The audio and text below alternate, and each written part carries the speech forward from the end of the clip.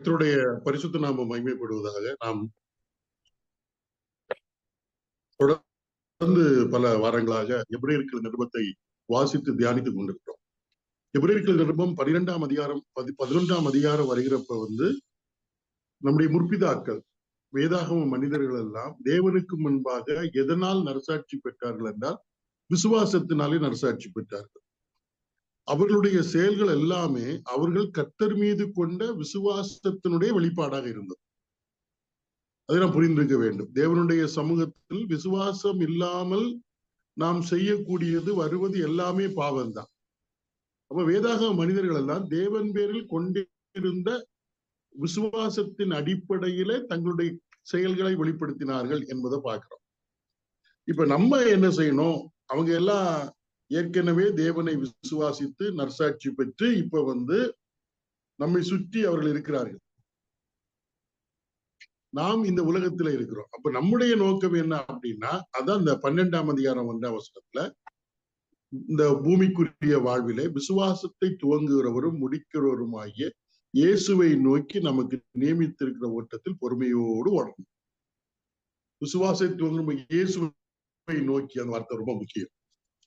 அப்படி கர்த்தராகிய இயேசு கிறிஸ்துவை நோக்கி பொறுமையோடு ஓடுகிறது. இந்த பூமியில எப்படி ஓடுறது? நம்முடைய வாழ்க்கையினுடைய அனைத்து பகுதியும் 12ஆம் அதிகாரத்துல 13ஆம் அதிகாரத்தில் எப்படி விசுவாசத்தை முடிக்கிறவரும் நம்ம அவரை நோக்கி பார்த்தால் இந்த பூமியில எப்படி வாழ வேண்டும், அது ஏற்கனவே சகோதரர் நமக்கு சொல்லி இருக்கிறார்.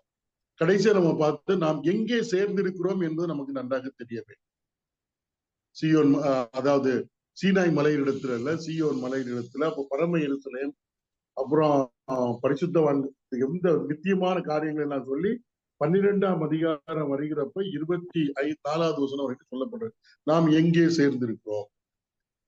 சோ அதை நாம் புரிந்திருக்க வேண்டும். நம்மை கர்த்தர் எந்த இடத்திலே கொண்டு வந்து சேர்த்திருக்கிறார் இயேசு கிறிஸ்துவின் மூலமாக. இப்ப இவ்வளவு காரியங்களை கேட்ட பிறகும் நம்ம கீழ்ப்படியாமல் விசுவாசியாமல் போற அது எப்படி இருக்கும்?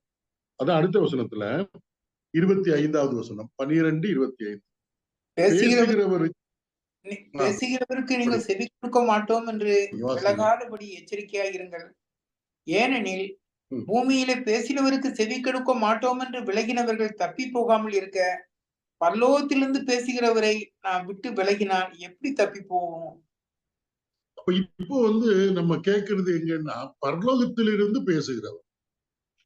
அதாவது ஒரு காலத்துல நம்ம 1ஆம் வசனம் படிச்சிருந்தோம், 1ஆம் அதிகாரம் 1ஆம் வசனத்துல ஒவ்வொரு காலகட்டத்திலையும் தேவன் தம்முடைய தீர்க்கதரிசிகளின் மூலமாக ஜனங்களோடு திருவுளம் பற்றினார். இந்த கடைசி நாட்களில் குமாரன் மூலமாக நம்மோடு பேசியிருக்கிறார். அப்ப தீர்க்கதரிசிகள் மூலமாக பேசினார்கள் உண்மை. ஆனால் அந்த பேச்சை கேட்காதவர்களுக்கு, கீழ்ப்படியாதவர்களுக்கு அதனுடைய தண்டனை கிடைத்தது. ஆனால் இப்பொழுது நம்ம தீர்க்கதரிசிகள் மூலமாக நம்மோடு பேசவில்லை, குமாரன் மூலமாக பேசுகிறார். குமாரனை கொண்டு பேசுகிறார். 1ஆம் அதிகாரத்துல நீங்க படிச்சீங்கன்னா தெளிவாக சொல்ல முடியும். 1ஆம் அதிகாரம் இந்த 2வது வசனம், இந்த கடைசி நாட்களில் குமாரன் மூலமாய் நமக்கு திருவுளம் பற்றினார், இவரை சர்வத்திற்கு சுதந்திரவாளியாக நியமித்தார். அதாவது பரலோகத்திலிருந்து வந்த தேவ குமாரன் மூலமாக நம்மோடு பேசியிருக்கிறார். அப்ப அதுக்கு அப்பால் ஒரு வெளிப்பாடு இனி கிடையாது. முதல்ல தீர்க்கதரிசிகளாகிய தன்னுடைய வேலைக்காரர்கள் மூலமாக நம்மோடு பேசின கர்த்தர், அதாவது மனிதர்களோடு பேசின கர்த்தர் இப்பொழுது தன்னுடைய குமாரன் மூலமாக, இதற்கு மேல இனி யாரையும் பரலோகத்திலிருந்து நமக்கு அனுப்ப முடியாது. அவர் மூலமாக தன்னுடைய உள்ளத்தில் உள்ள காரியங்கள் எல்லாவற்றையும் நமக்கு பேசி இருக்கிறார். அதான் சொல்லப்பட்டு பரலோகத்திலிருந்து பேசுகிறவரை நாம் விட்டு விலகினால் எப்படி தப்புவிப்போம்? இப்ப மோசையின் மூலமாக பேசப்பட்டது, செவி கொடுக்காதவர்கள் தண்டிக்கப்பட்டார்கள் என்று பார்க்கிறோம்.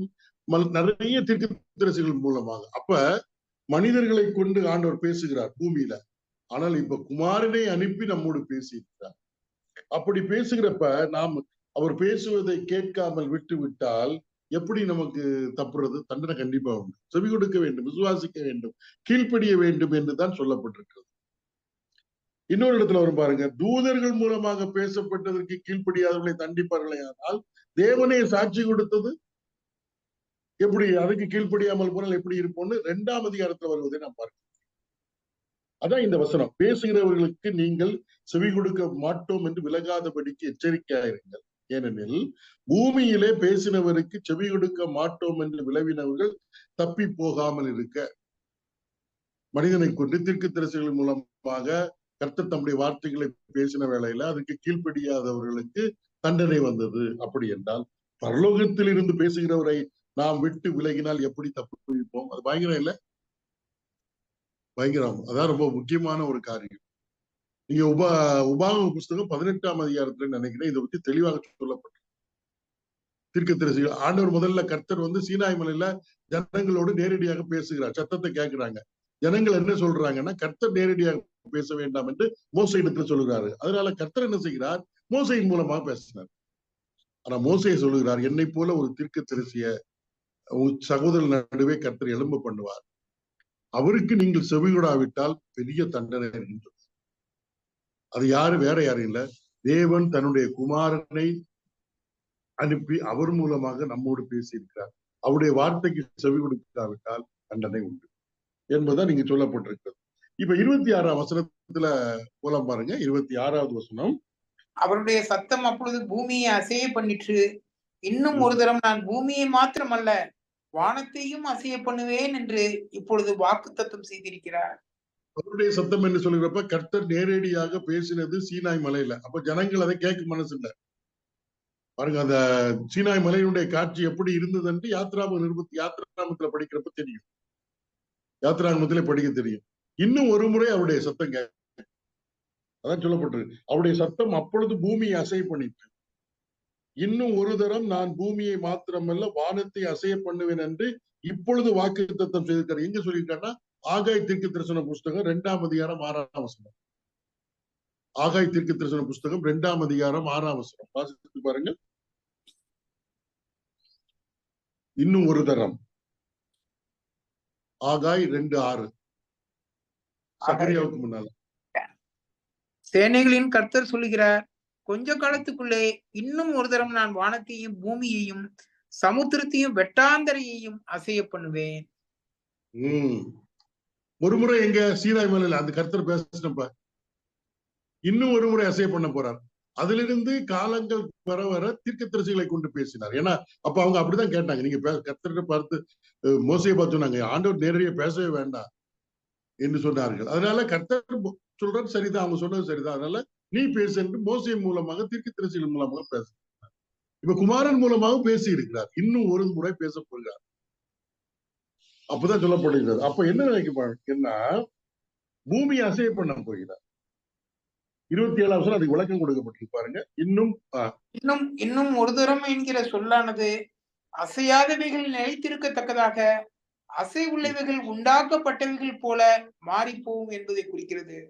முதல் தரம் பேசுறப்போ வந்து சீனாய் மலை பெரிய இதாயிருச்சு இல்லையா? அதெல்லாம் பெரிய ஒரு இது அசை மாறி உண்டு. மக்களே பயந்துட்டாங்க, இது பேச வேண்டாம். இனி இன்னும் ஒரு தரம் என் கர்த்தர் பேச போகிறார். இன்னும் ஒரு தரம் என்கிற சொல்லானது அசையாதவைகள் நிலைத்திருக்கத்தக்கதாக அசைவு உள்ளவைகள் உண்டாக்கப்பட்டவைகள் போல் மாறி போகும். அப்படின்னா எதெல்லாம் அசைவுள்ளவைகள் சிருஷ்டிக்கப்பட்டதோ அவைகள் எல்லாம் மாறி போகத்தக்கதாக அவர் பேசுவார். அசையாதவைகள் மட்டும்தான் நிலைத்திருக்கணும், நித்தியமானவைகள் மட்டும்தான் நிலைத்திருக்கும். அப்படி அவர் பேச போகிறார் என்பதை சொல்லுகிறார். இன்னும் ஒரு தரம் அதாவது அசையாதவைகள் நிலைத்திருக்கத்தக்கதாக அசைவுள்ளவைகள் உண்டாக்கப்பட்ட போல் மாறிப்போ என்பதை குறிக்கிறது. இந்த அசைவுள்ளவைகள் என்று சொன்னால் அழிந்து போகக்கூடிய அனித்தியமானது.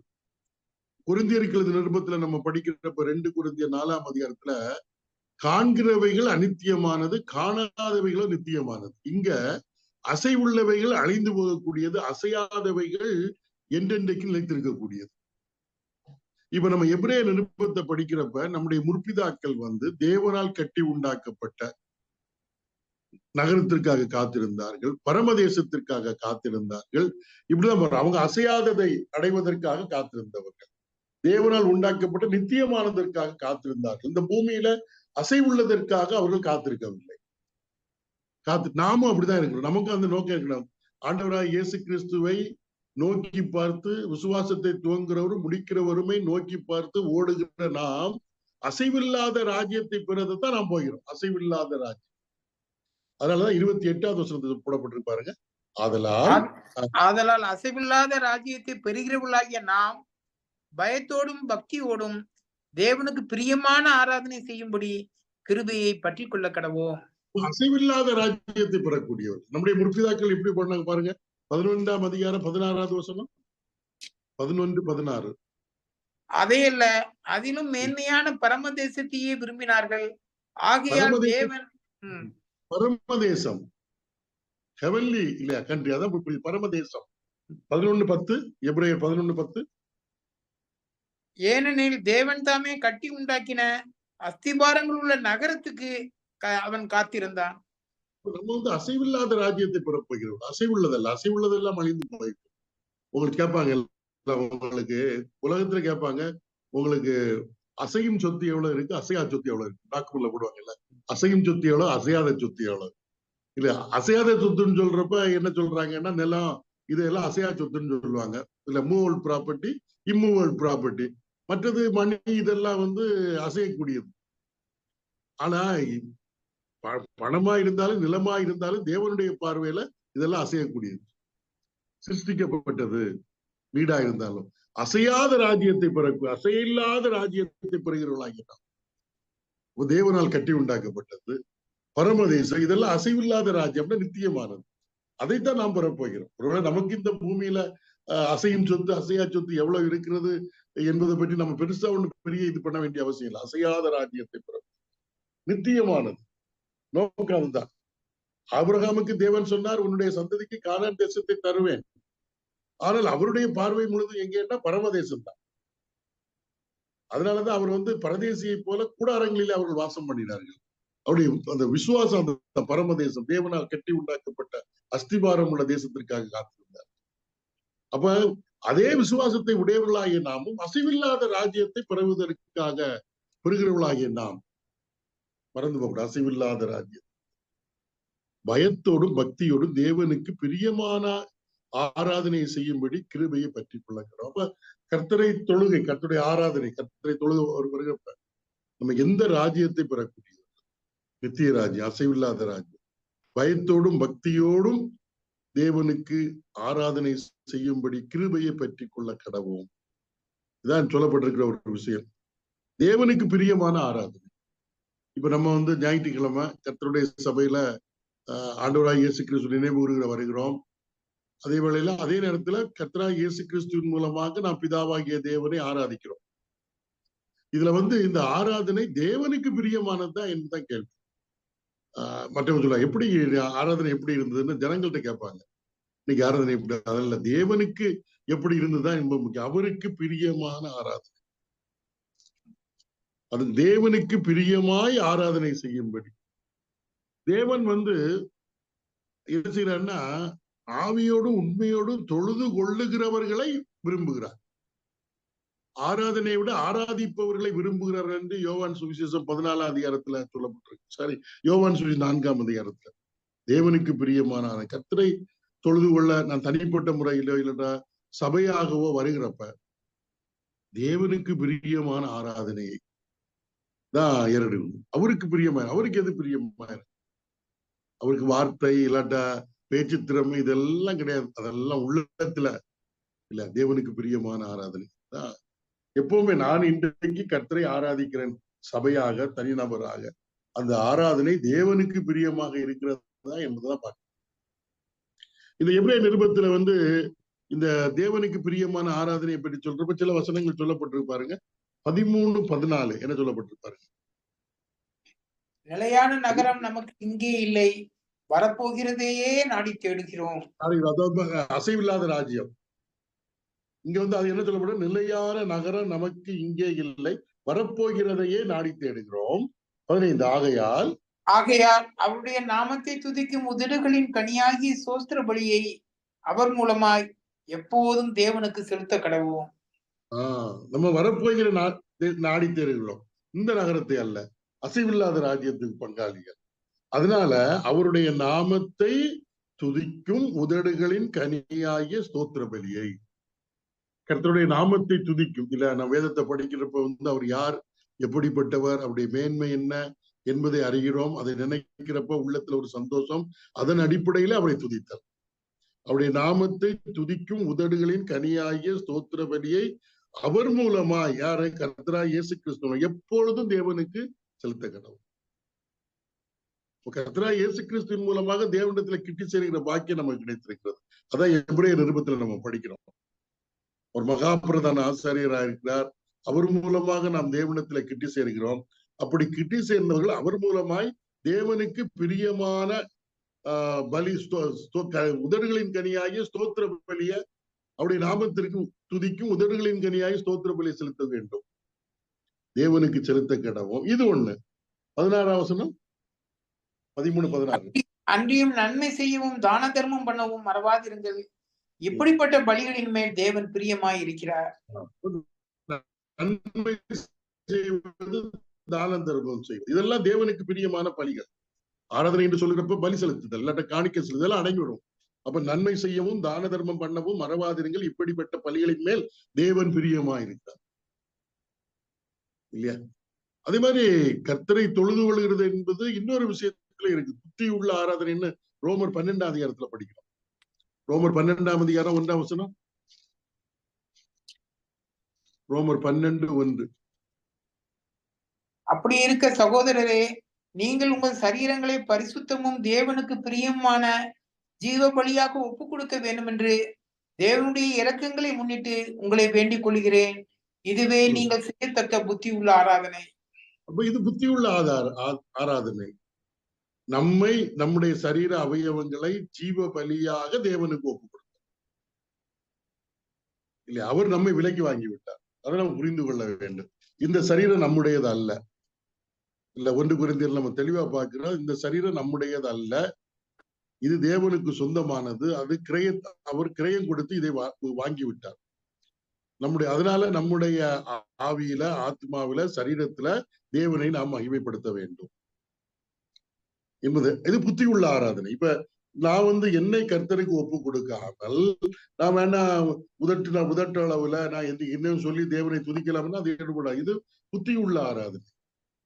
கிரயத்துக்கு கொல்லப்பட்டீர்களே, ரோமர் 6ஆம் அதிகாரத்தில் சொல்லப்பட்டிருக்கிறது, உங்களுடைய அவயவங்களை நீதியின் அவயவங்களாக தேவனுக்கு ஒப்பு கொடுக்க. அது கூட ஒரு புத்தி உள்ள ஆராதனை. இதெல்லாம் தேவனுக்கு பிரியமான ஆராதனை. அசைவில்லாத ராஜ்யத்தை பெறப்போகிறவர்களாகி நாங்கள், அதனால் அசைவில்லாத ராஜ்யத்தை பெறுகிறவர்களாகிய நாம் பயத்தோடும் பக்தியோடும் தேவனுக்கு பிரியமாய் ஆராதனை செய்யும்படி கிருபையை பற்றி கொள்ள. ஒவ்வொரு முறையும் ஆண்டவருடைய சமூகத்துல நம்ம வருகிறப்ப தேவனுக்கு பிரியமான ஆராதனை, ஞாபகத்துல மனிதனுக்கு பிரியமான ஆராதனை, மற்றவங்க என்ன நினைப்பாங்க, தேவனுக்கு பிரியமா இருக்கான்னு பார்க்கணும். அது ரொம்ப முக்கியம். ஆண்டவர் நம்முடைய ஆவி ஆத்மாவை உள்ளிந்திரியங்களை சோதித்து அறிகிறார். அவர் தான் சொல்ல முடியும். ரவிக்குமார் எனக்கு பிரியமான ஆராதனையை ஏறெடுத்தார் என்று. பயத்தோடும் பக்தியோடும் அவருக்கு பிரியமான ஆராதனையை செய்யக்கிறார். ஏன் இதை சொல்றார் அப்படின்னா, உள்ளிந்திரியங்களை ஆராய்ந்து அறிகிறவர். நம்ம எல்லாவற்றையும் சோதித்து அறியக்கூடியவர், நம்முடைய எண்ணங்களை அறியக்கூடியவர், சிந்தனையை அறியக்கூடியவர். நம்ம உண்மையாகவே அவருக்கு பிரியமான ஆராதனை செய்திருக்கிறோமா இல்லையா என்பது அவருக்கு மட்டும்தான் தெரியும். அடுத்த வசனம் எச்சரிப்பு 29. நம்முடைய தேவன் பட்சிக்கிற அக்னியாய் இருக்கிறாரே. நம்முடைய தேவன் பட்சிக்கிற அக்னியாக இருக்கிறார்.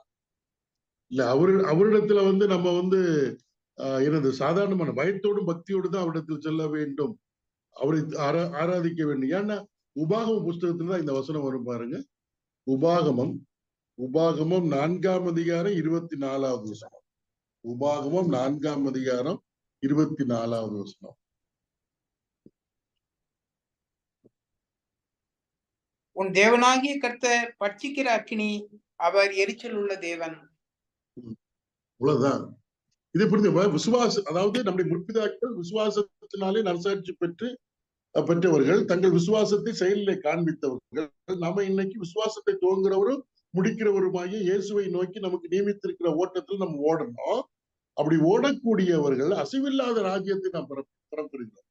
அதனால அசைவில்லாத ராஜ்யத்தை பெறக்கூடியவர்கள் என்னன்னா பயத்தோடும் பக்தியோடும் தேவனுக்கு பிரியமான ஆராதனை செய்யும்படி கிருபையை பற்றி கொள்ளலாம்.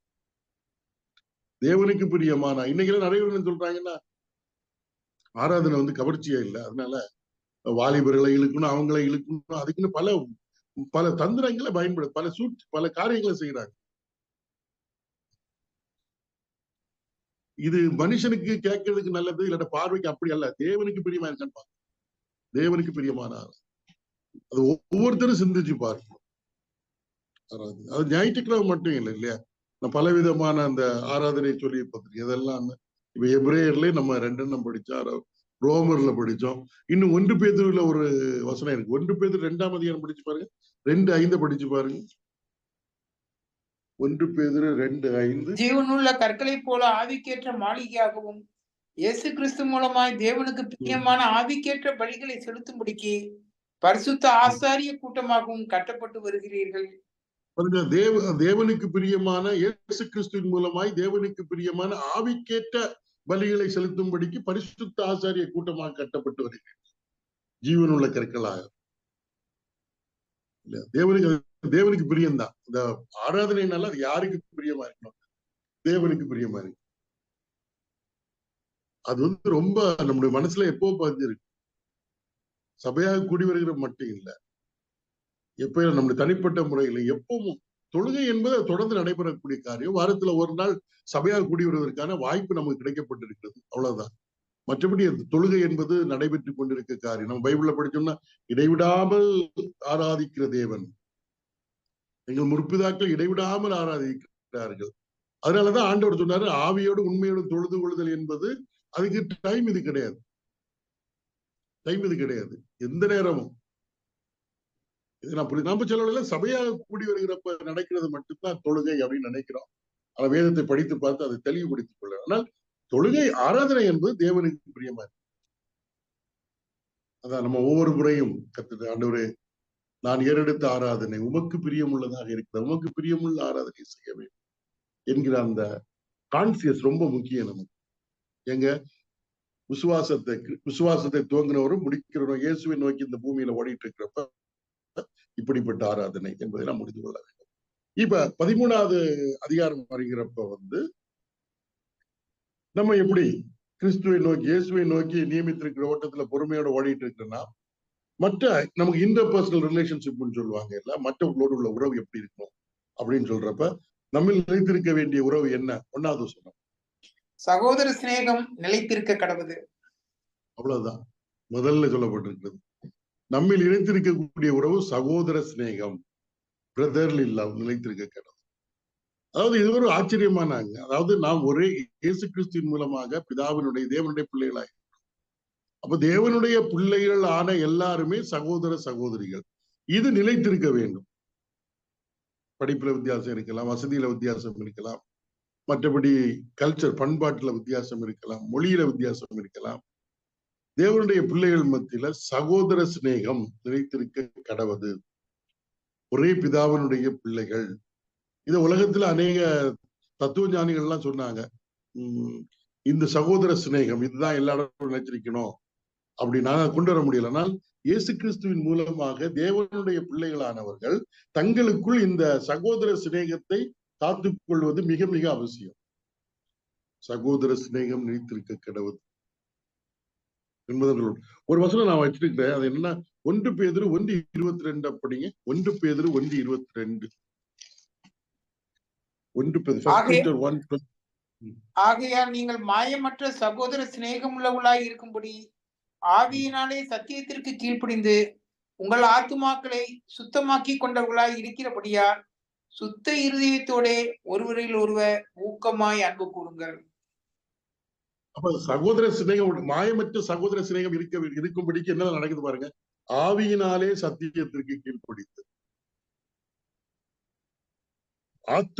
உங்கள் ஆத்துமாக்களை சுத்தமாக்கி கொண்டவர்களா இருக்கிறபடியா. எதுக்கு?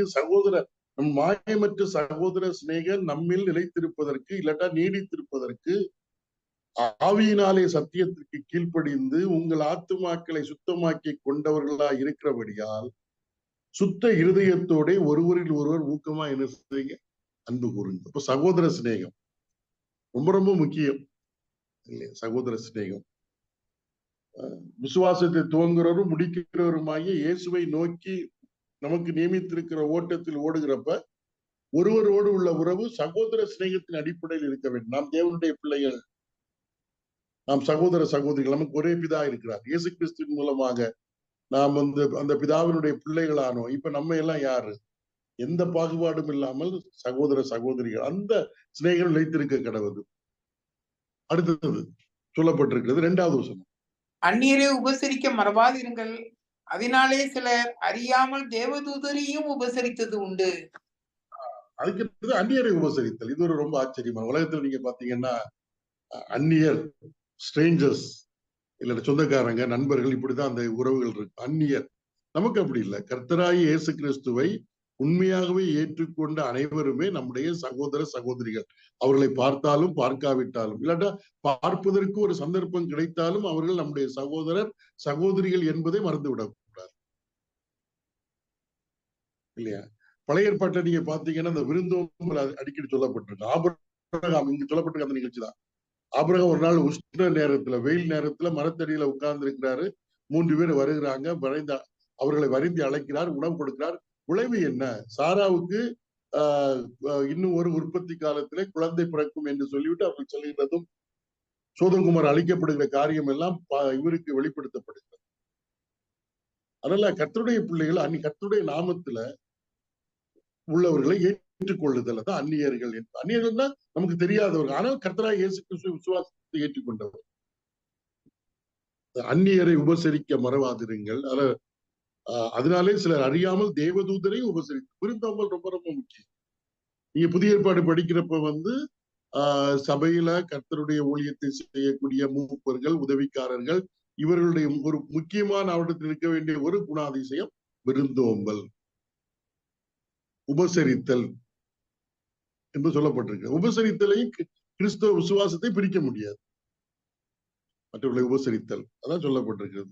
விசுவாச வாழ்க்கையில கிறிஸ்துவை நோக்கி ஓடுகிறப்ப, இயேசுவை நோக்கி ஓடுறப்ப உபசரித்தல் ரொம்ப ரொம்ப முக்கியம்.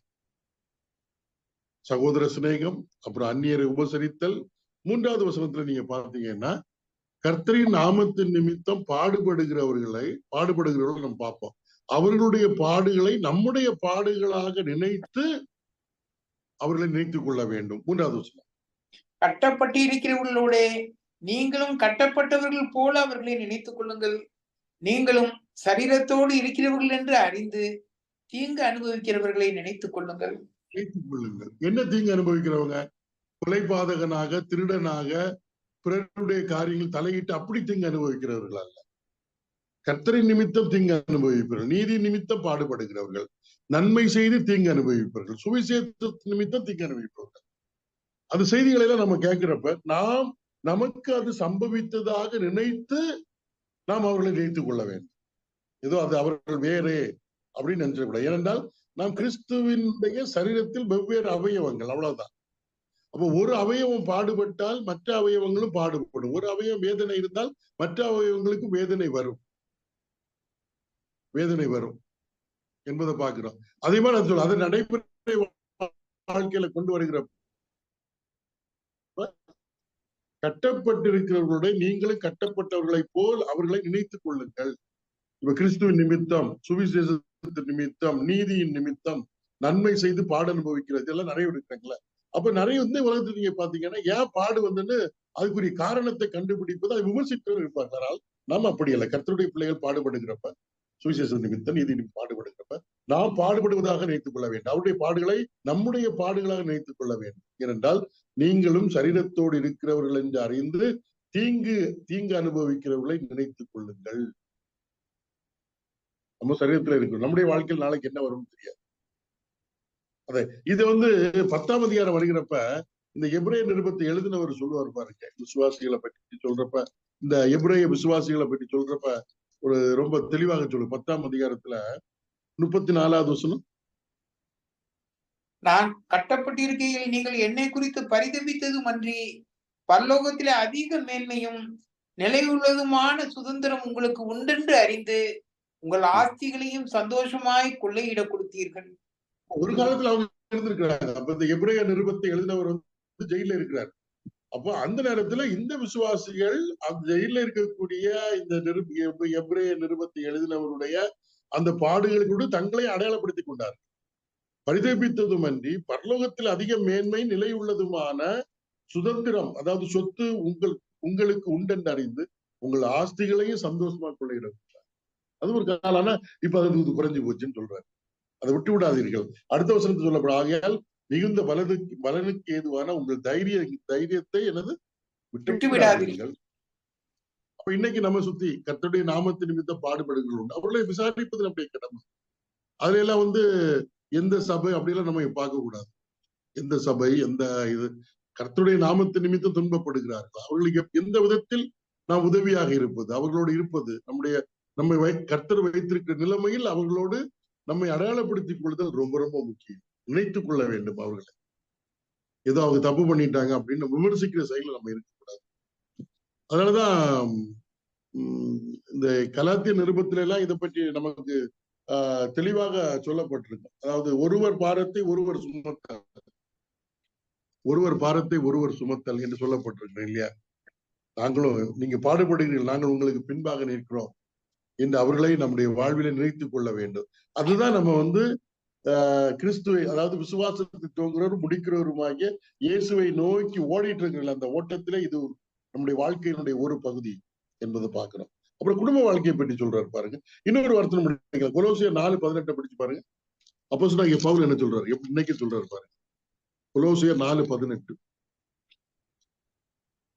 பவுலாகிய நான் என் கையினால் எழுதி உங்களை வாழ்த்துகிறேன். நான் கட்டப்பட்டிருக்கிறதை நினைத்துக் கொள்ளுங்கள், கிருபை உங்களோடு இருப்பதாக. கட்டப்பட்டிருப்பதை நினைத்துக் கொள்ளுங்கள். நம்ம செய்தியெல்லாம் நம்ம பார்க்கிறோம் இல்ல? அப்ப அவர்களுக்காக ஜெபம் பண்ணலாம், அவர்களுக்காக நம்ம உதவி செய்யலாம். நமக்கு கர்த்தர் என்ன நிலைமையில் நம்மை வைத்திருக்கிறாரோ அந்த நிலைமையில் அவர்கள் நினைக்க வேண்டும், அதை நடைமுறைக்கு கொண்டு வர வேண்டும். அதுதான் நம்ம கிறிஸ்துவை நோக்கி நியமித்திருக்கிற ஓட்டத்துல பொறுமையா ஓடுறோம்னு அர்த்தம். பிராக்டிகல் லைஃப்ல நான் இயேசுவை நோக்கி ஓடுகிறேன்னு சொல்லிட்டு இங்க துன்பப்படுகிறதெல்லாம் பார்த்துட்டு நம்ம காணாம போக முடியாது. அது சொல்றேன். அடுத்து திருமண வாழ்க்கை, ஒரு கற்புள்ள வாழ்க்கையை பற்றி சொல்ல 4வது வசனம். விவாகம் யாவருக்குள்ளும் கனமுள்ளதாயும் விவாகம் மஞ்சம் அசுசிப்படாததுமாய் இருப்பதாக தேசிக்கல்லரையும் விபச்சாரக்காரரையும் தேவன் நியாயம் தீர்ப்பார். ரொம்ப முக்கியம் இல்லையா? நமக்கு முன்னால ஓடுறவங்க எல்லாம் நம்ம சுற்றி இருக்கிறாங்க இல்ல, அவங்க விசுவாசத்துல அரசாட்சி பெற்றுட்டாங்க. இப்ப நம்ம கர்த்தராகிய இயேசு கிறிஸ்துவை நோக்கி நமக்கு நியமித்திருக்கிற ஓட்டத்துல பொறுமையோடு ஓடுறோம்.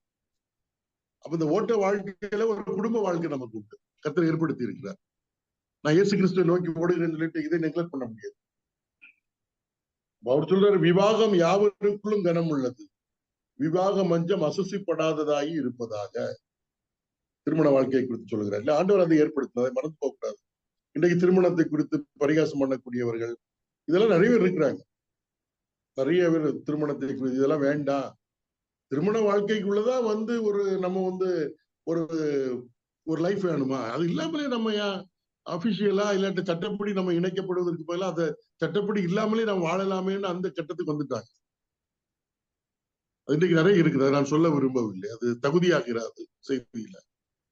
விவாகம் யாவருக்குள்ளும் கனம் உள்ளதாகி, நமக்கு அந்த விவாகத்தை குறித்து ஒரு மேலான ஒரு எண்ணம் நமக்கு அவசியம். ஏனென்றால் அதை ஏற்படுத்தினவர் கர்த்தர்.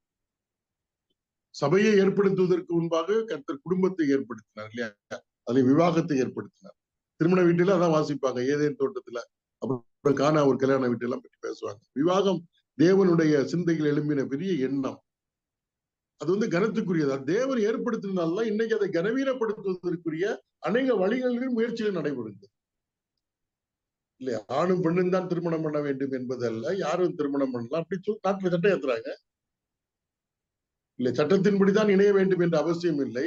திருமணம் என்கிற அந்த உடன்படிக்கை இல்லாமலே நாம் சேர்ந்து வாழலாம், அப்படிலாம் இல்லையா? அது தேவனால் ஏற்படுத்தப்படுது. விவாகம் யாவருக்குள்ளும் யாவருக்குள்ளும் கனம் உள்ளது, அதை புரிந்து கொள்ள வேண்டும். ஏன்னா அது ஏற்படுத்தினவர் தேவன், கனத்துக்குரிய அதை ஏற்படுத்தி இருக்கிறார். விசுவாச வாழ்க்கையில, கிறிஸ்துவை நோக்கி ஓடுகிற வாழ்க்கையில அந்த எண்ணம் நமக்கு இருக்கு. விவாகம் யாவருக்குள்ளும் கனம் உள்ளதாயும் விவாக மஞ்சம் அசுசிப்படாததாயும் இருப்பதாக. அது விவாக வாழ்க்கை பரிசுத்தமானது. அதான் ஹோலி மேட்ரிமோனி அப்படின்னு சொல்லுவாங்க. அது அசுத்தத்திற்கு அங்க இடமே கிடையாது, உண்மையற்ற தன்மைக்கு இடமே கிடையாது. அதை நாம் புரிந்து கொள்ள வேண்டும், அதை விளக்க விரும்பவில்லை. வேசிக்கல்லரையும் விபச்சாரக்காரரையும் தேவன் நியாயம் தீர்ப்பார். விவாக வாழ்க்கையில, தேவன் ஏற்படுத்தின விவாக வாழ்க்கையில யாராவது தேவனுடைய உடன்படிக்கையை மீறி தவறா போனா கர்த்தர் விசாரிப்பார். அது சந்தேகமே கிடையாது. அது ஒரு பெரிய எச்சரிக்கை. காலங்கள் மாறுகிறது, நாகரிகம் மாறுகிறது, நிறைய வளர்ச்சி எல்லாம் வந்துருச்சு. அதனால இன்னைக்கு எல்லாம் திருமணம் தேவையும் இல்லை, திருமணம் அது முக்கியமும் கிடையாது. ஏதோ அதை ஒரு சாதாரணமான ஒரு காரியமாக நினைக்கக்கூடிய அனைவர் மத்தியில் வாழ்க்கை. கர்த்தருடைய பிள்ளைகள் விவாகம் கனமாக எண்ணிக்கொள்ள வேண்டாம். அது தேவன் ஏற்படுத்தினது. அந்த கடமைகளை நேர்த்தியாக செய்ய வேண்டும் என்று அவர் சொல்லி, அந்த விசுவாச வாழ்க்கையில. அடுத்து இந்த பூமியில கர்த்தரை விசுவாசித்து நாம் வாழ்கிறோம். அப்ப நமக்கு எல்லாமே தேவை. ஆனா நம்முடைய பற்று யாருன்னா விசுவாசத்தை துவங்குறவரும் முடிக்கிறவருமாய் இயேசுவை நோக்கி ஓடிட்டு இருக்கணும். வேற எங்கேயும் நம்ம நோக்கம், அவரை விட்டு வேறு எங்கும் நம்முடைய நோக்கம் போய்விடக் கூடாது. அடுத்ததுல பண ஆசை, பணத்தை பற்றி சொல்றாரு. படிங்க பாருங்க. நீங்கள் பண ஆசை இல்லாதவர்களாய் நடந்து உங்களுக்கு இருக்கிறவர்கள் போதும் என்று எண்ணுங்கள். நான் உன்னை விட்டு விலகுவதும் இல்லை, உன்னை கைவிடுவதும் இல்லை என்று அவர் சொல்லி இருக்கிறாரே. நல்லா தெரியும். 1 தீமோத்தேயு 6ஆம் அதிகாரத்துல சொல்லப்பட்டிருக்க விஷயம். பண ஆசை எல்லா தீமைக்கும் வேறா இருக்கிறது. நீங்க ஏதாவது பெரிய குற்றம் நடைபெறுகிறது அப்படின்னு நீங்க அடிப்படையில் பாத்தீங்கன்னா, பெரிய பெரிய குற்றங்கள் நடைபெறுதுன்னு பாத்தீங்கன்னா, சட்டத்தை மீறுதல் நடைபெறுதுன்னு பாத்தீங்கன்னா, அதுக்கு பின்னால இருப்பது பண ஆசை, கிரீடி. பணம் எல்லாவற்றுக்கும் பிரயோஜனம் உள்ளது. பண ஆசையினால மற்ற, ஏன்னா அதுக்கு முக்கியத்துவம் கொடுத்து பணம் தான் வாழ்க்கை நினைக்கிறப்ப மற்ற அனைத்தையும் நாம் இழக்க வேண்டியதாக. எனக்கு இப்ப பண ஆசை விட்டுன்னு வைங்க, ராத்திரி தூக்கம் வராது இல்ல, ராத்திரி தூக்கம் வராது இல்ல. எப்படி பணம் தான் என்னுடைய வாழ்க்கைன்னு வர்றப்ப ராத்திரி தூங்க முடியாது இல்லையா? நான் அதுக்காகவே என்னுடைய பிரயாசப்பட்டு பயனடைந்து என்னுடைய வாழ்க்கையை நான் இழந்து போயிடுவேன். என்னுடைய தனிப்பட்ட வாழ்க்கையை நான் இழந்து விடுவேன், என்னுடைய குடும்ப வாழ்க்கையை இழந்து விடுவேன், என்னுடைய சமூக வாழ்க்கையை நான் இழந்து விடுவேன். கடைசியில என்ன, பணம் மட்டும்தான் மிச்சமாக இருக்கு. பண ஆசை இல்லாதவர்களாய் நடக்கணும் வாழ்க்கையில.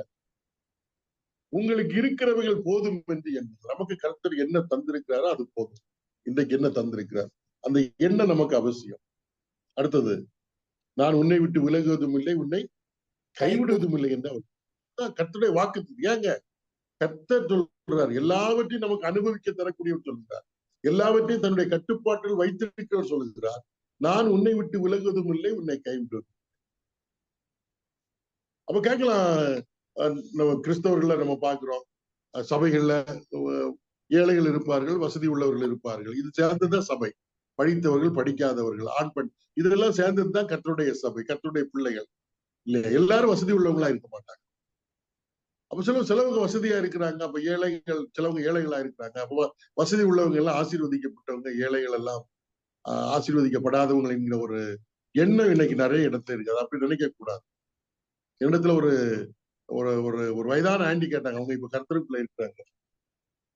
நாங்க எங்க மூதாதையர்கள் எங்களுக்காக நிறைய சேர்த்து வச்சிருக்காங்க, பல தலைமுறைக்கு. நாங்க அதை அனுபவித்துக் கொண்டிருக்கிறோம். அதனால சபை கூடுகைகளுக்கு எல்லாம் போகிறப்ப, இல்லாவிட்டால் மீட்டிங்ல எல்லாம் போறப்ப அது பண ஆசையை பற்றி பேசுறாங்க. அப்புறம் ஐஸ்வர்யவான் தேவனுடைய ராஜ்யத்தில் பிரவேசிப்பது மிக கடினமான காரியம் எல்லாம் சொல்றாங்க. அப்ப அவங்க கேட்டாங்க, நாங்க பணக்காரராக இருக்கிறது பாவியா, பாவமா, பாவம் செய்துட்டோமா அப்படின்னு கேட்டாங்க. அப்ப நான் சொன்னேன், அப்படி கிடையாது. கர்த்தர் அனுபவிப்பதற்கு கர்த்தர் எல்லாவற்றையும் தருகிறார். இதை எப்படி கையாள வேண்டும் என்று நீங்கள் தெரிந்திருக்க வேண்டும் என்று சொல்லி 1 தீமோத்தேயு 6ஆம் அதிகாரத்துல இருந்து அவங்க சொல்லி கொடுத்தாங்க. நீங்க படிச்சு பாருங்க, 1 தீமோத்தேயு 6ஆம் அதிகாரம்.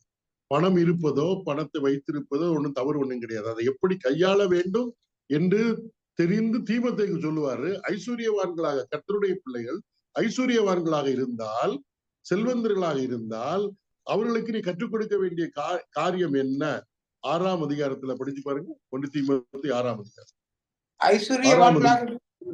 17வது வசனம். 17வது வசனம். இவ்வுலகத்திலே ஐஸ்வர்யம் உள்ளவர்கள் இருமாப்பான சிந்தை உள்ளவர்களாய் இராமலும், நிலையற்ற ஐஸ்வர்யத்தின் மேல் நம்பிக்கை வையாமலும், நாம் அனுபவிக்கிறதற்கு சகலவித நன்மைகளையும் நமக்கு சம்பூர்ணமாய் கொடுக்கிற ஜீவனுள்ள தேவன் மேல் நம்பிக்கை வைக்கவும் நன்மை. இதுதான் அந்த வசனம்.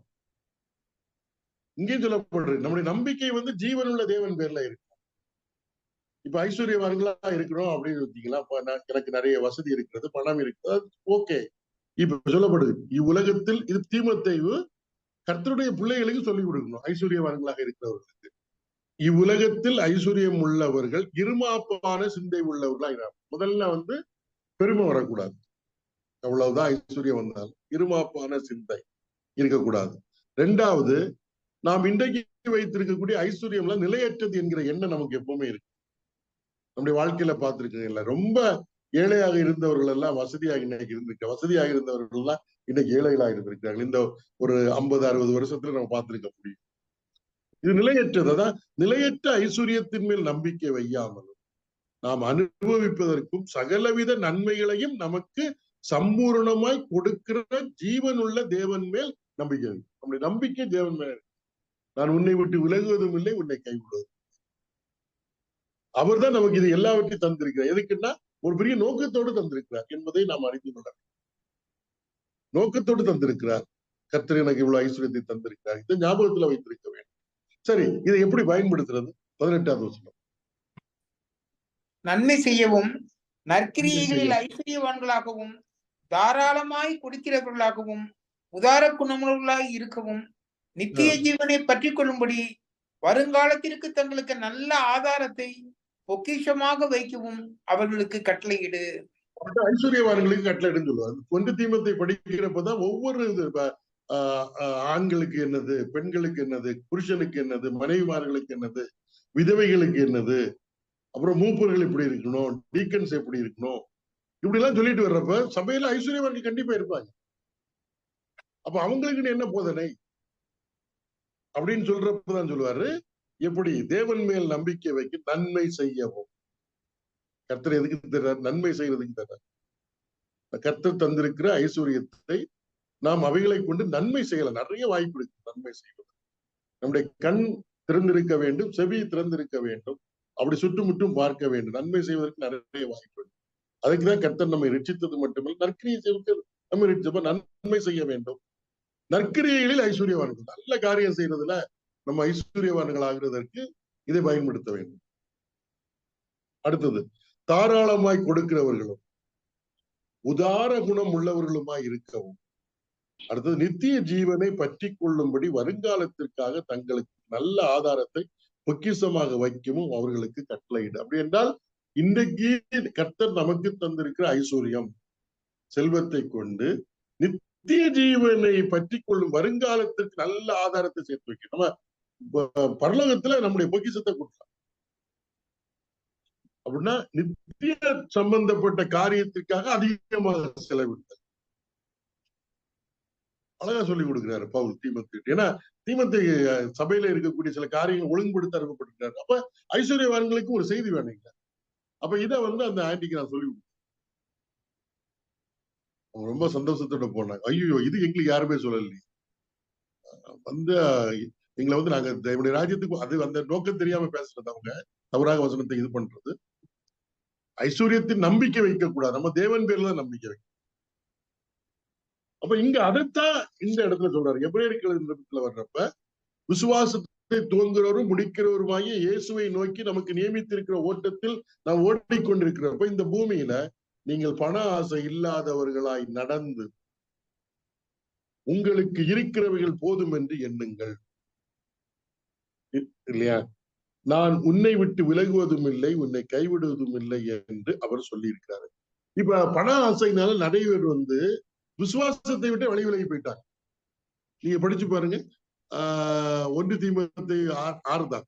1 தீமோத்தேயு 6 9வது வசனம். நோக்கமே ஐஸ்வர்யவான்களாக வேண்டும். 9வது வசனம். ஐஸ்வர்யவான்களாக விரும்புகிறவர்கள் சோதனையிலும் கண்ணியிலும் மனுஷரை கேட்டிலும் அழிவிலும் அமிழ்த்துகிற மதிகேடும் சேதமுமான பலவித இச்சைகளிலும் விழுகிறார்கள் இல்லையா? தங்களுக்கு அழிவை விட்டு இது பண்ணுகிறார். அமிழ்ந்து மதிகேடும் சேதமும் பலவிதமான இச்சைகளில் விழுந்து விடுகிறார்கள். பண ஆசை எல்லா தீமைக்கும் வேறாய் இருக்கிறது. சிலர் அதை இச்சித்து விசுவாசத்தை விட்டு வழுவி அநேக வேதனைகளாலே தங்களை உருவ குத்தி கொண்டிருக்கிறார்கள். தங்களே குத்திட்டு இருக்கிறார், வேற யாரும் குத்த வேண்டிய அவசியம் இல்லை. பண ஆசை வந்து விட்டது என்றால் அப்ப கர்த்தர் நமக்கு எல்லாவற்றையும் தருகிறார். அப்படி நம்ம ஐஸ்வர்யவான்களாக இருக்கிறப்ப நம்ம எப்படி வாழ வேண்டும் என்று கற்றுக்கொள்ள வேண்டும். அதான் இங்க தீமோத்தேயுல சொல்லப்பட்டிருக்கு. இது அதை மனதில் வைத்து அதை படிச்சீங்கன்னா தெரியும். நீங்கள் பண ஆசை இல்லாதவர்களாய் நடந்து உங்களுக்கு இருக்கிறவைகள் போதும் என்று எண்ணுங்கள். நான் உன்னை விட்டு விலகுவதும் இல்லை, உன்னை கைவிடுவதும் இல்லை என்று அவர் சொல்லி இருக்கிறாரு. அது பெரிய வாக்குத்தத்தம். நான் உன்னை கைவிட மாட்டேன். அதனாலே என்ன சொல்லலாம்? 6வது வசனம். அதனாலே நாம் தைரியம் கொண்டு கர்த்தர் எனக்கு சகாய, நான் பயப்படேன், மனுஷன் எனக்கு என்ன செய்வான் என்று சொல்லலாமே. கர்த்தர் அந்த வாக்குத்தத்தத்தை நமக்கு சொந்தமாக்கி கொள்ள வேண்டும். கர்த்தர் எனக்கு உதவி செய்கிறவர், எனக்கு ஒத்தாசை வரும் பர்வதங்களுக்கு நேராக என் கண்களை ஏறெடுக்கிறார். அவர் தான் எல்லாவற்றையும் தருகிறார் நம்ம கண்களை. கர்த்தர் எனக்கு, அதனால் தைரியம் கொண்டு கர்த்தர் எனக்கு சகாயர், நான் பயப்படேன், மனுஷன் எனக்கு என்ன செய்வான் என்று சொல்லலாம். தைரியமான எனக்கு உதவி செய்ய கர்த்தர் இருக்கிறார். அவர் என்னை விட்டு விலகுவதும் இல்லை, என்னை கைவிடுவதும் இல்லை. யோசுவாவிட்ட இந்த வசனத்தை சொல்ல, நான் உன்னை விட்டு விலகுவதும் இல்லை, உன்னை கைவிடுவதும் இல்லை. ஆனா அநேகர் இதை மட்டும் தான் போடுறாங்க. நான் உன்னை விட்டு விலகுவதும் இல்லை, உன்னை கைவிடுவதும் இல்லை என்பது வசனத்தை தான் வீட்டுல செவர்ல மாற்றுறாங்களே தவிர அதனுடைய பேக்ரவுண்ட் சொல்ல மாட்டேங்க. ஏன் அதை சொல்லுகிறார்? யோசுவாவிட்ட என்ன சொன்னார்? நான் உன்னை விட்டு விலகுவதில்லைன்னா என்ன அர்த்தம்? அவருக்கு ஒரு பெரிய டாஸ்க் கொடுக்கப்பட்டிருக்கிறது. யோசுவா 1ஆம் அதிகாரம், யோசுவா 1ஆம் அதிகாரம்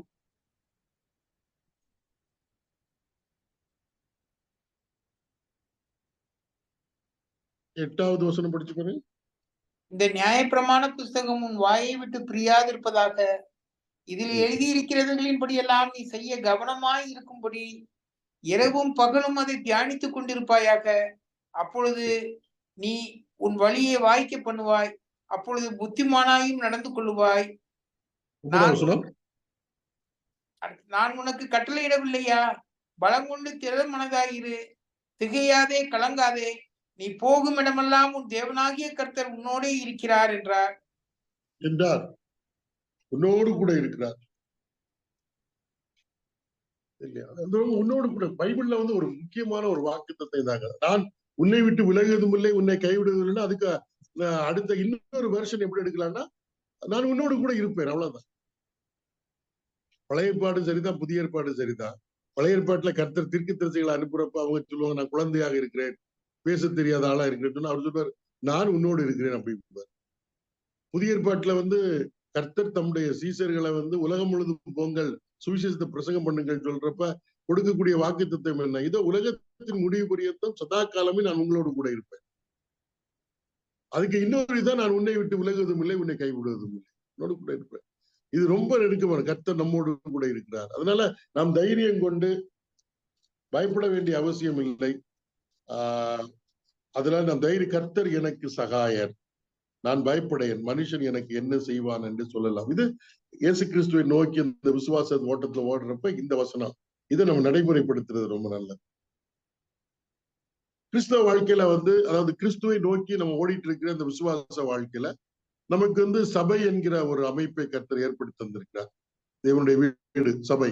அதுல சகோதர சகோதரிகள் நம்மை பராமரிப்பதற்கு, நம்மை கண்காணிப்பதற்கு கர்த்தர் வந்து மூப்பர்களை, உதவிக்காரர்களை, பலவிதமான ஊழியக்காரர்களை ஏற்படுத்தியிருக்கிறார். இப்ப கிறிஸ்துவை நோக்கி விசுவாச வாழ்க்கையில ஓடுகிற நாம் எப்படி இருக்கணும்? அதுல சில காரியங்கள் 7வது வசனம். தேவ வசனத்தை உங்களுக்கு போதித்து உங்களை நடத்தினவர்களை நீங்கள் நினைத்து அவர்களுடைய நடக்கையின் முடிவை நன்றாய் சிந்தித்து அவருடைய விசுவாசத்தை பின்பற்றுங்கள்.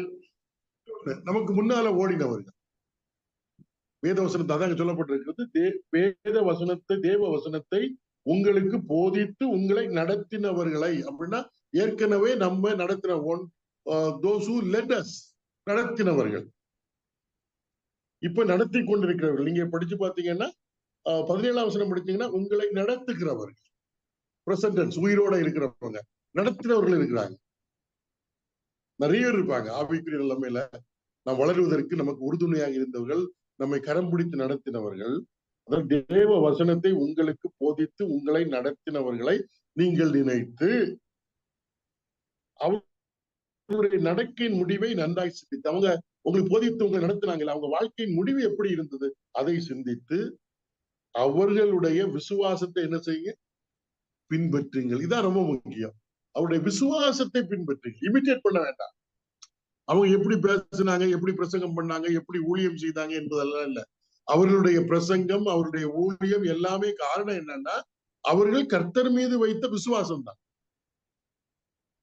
ஒருத்தர் நமக்கு ரொம்ப கவர்ச்சிகர, ரொம்ப ஒரு செயல்ல ரொம்ப நம்ம கவர்ந்து இழுக்கிறார் என்று சொன்னால் நம்ம ஒண்ணு அந்த செயலை தான் பார்ப்போம். ஆனா அந்த நபருடைய அந்த உன்னதமான அந்த செயலுக்கு காரணம் என்னவென்றால் அவர் கர்த்தர் மீது வைத்த விசுவாசம் என்பதை நாம் மறந்து விடுகிறோம்.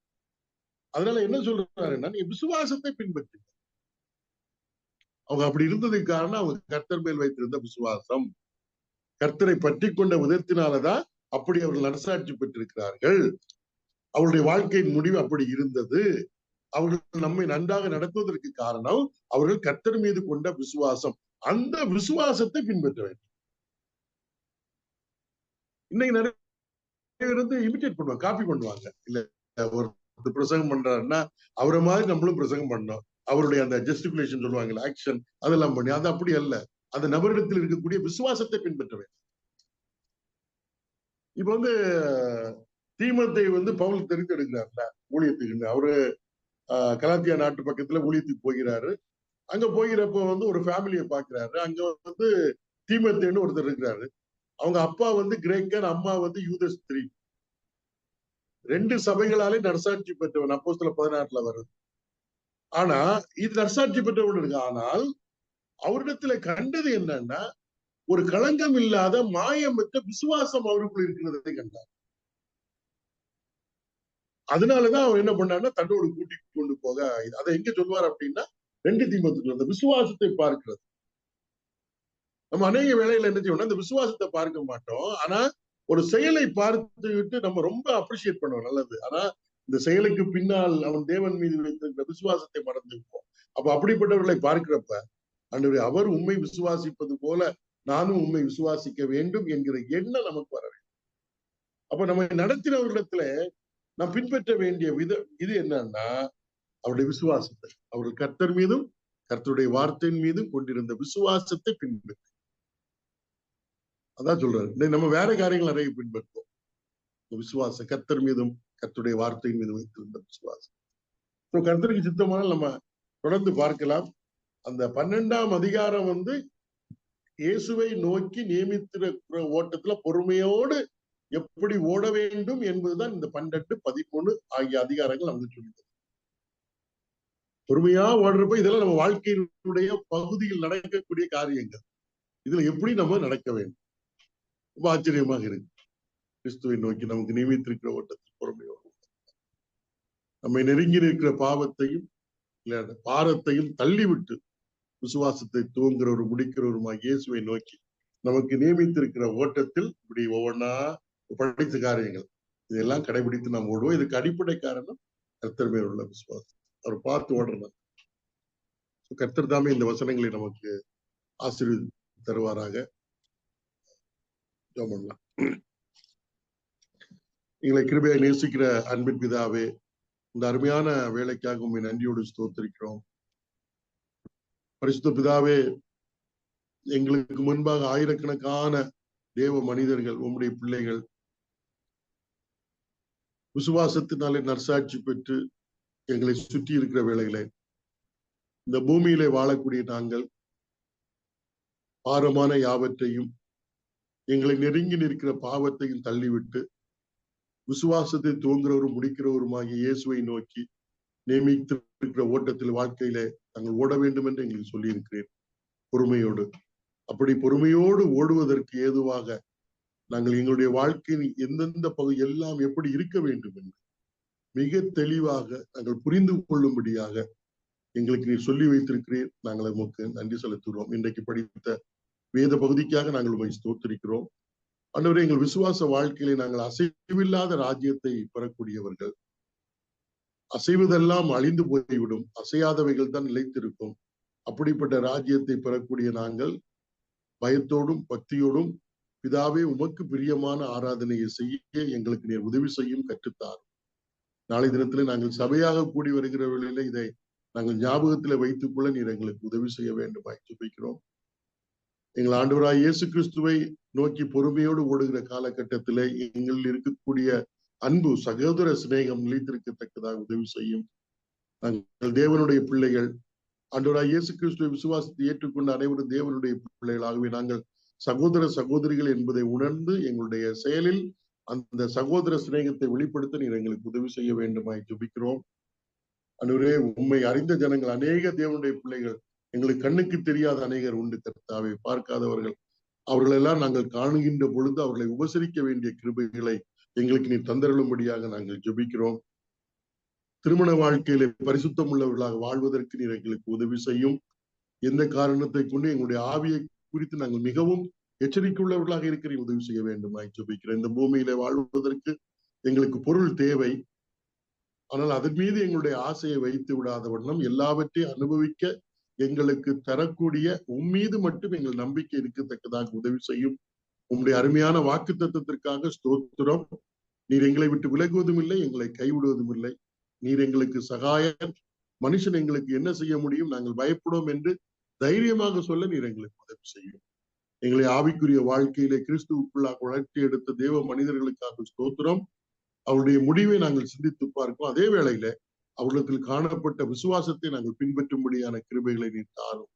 கர்த்தருடைய பிள்ளைகளை நாங்கள் பார்க்கிற வேளையில வெளிப்படையான காரியத்தை எல்லாம் அவர்கள் கர்த்தர் மீது கொண்டிருக்கக்கூடிய விசுவாசத்தை பார்க்கும் கண்களை எங்களுக்கு நீர் தந்தருளும்படியாக ஜெபிக்கிறோம்.